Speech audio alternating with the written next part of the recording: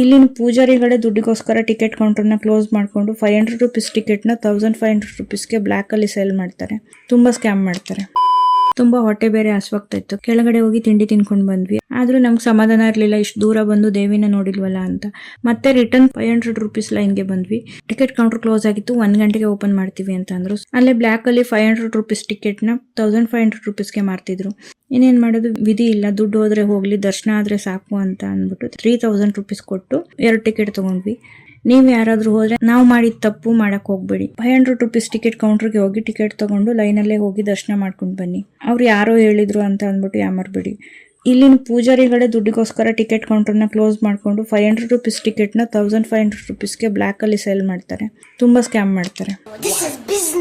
ಒಳಗಡೆ ಹೋದ್ಮೇಲೆ ನಮ್ ತಿರುಪತಿ ತರನೇ ಒಂದ್ ರೂಮಲ್ಲಿ ಕೂಡ ಹಾಕ್ತಾರೆ. ಆಫ್ಟರ್ 4 ಅವರ್ಸ್ ಆದ್ಮೇಲೆ ನಮ್ಮನ್ನ ಬಿಟ್ರು. ಒಳಗೋಗಿ ತಾಯಿನ ದರ್ಶನ ಮಾಡ್ಕೊಂಡು ಎಲ್ರಿಗೂ ಒಳ್ಳೇದ್ ಮಾಡಮ್ಮ ಅಂತ ಕೇಳ್ಕೊಂಡು ಅಲ್ಲಿಯ ತೀರ್ಥವನ್ನ ನಾವೇ ತಗೊಂಡು ಮನಸ್ಫೂರ್ತಿಯಾಗಿ ತೃಪ್ತಿಯಿಂದ ಹೊರಗಡೆ ಬಂದ್ವಿ.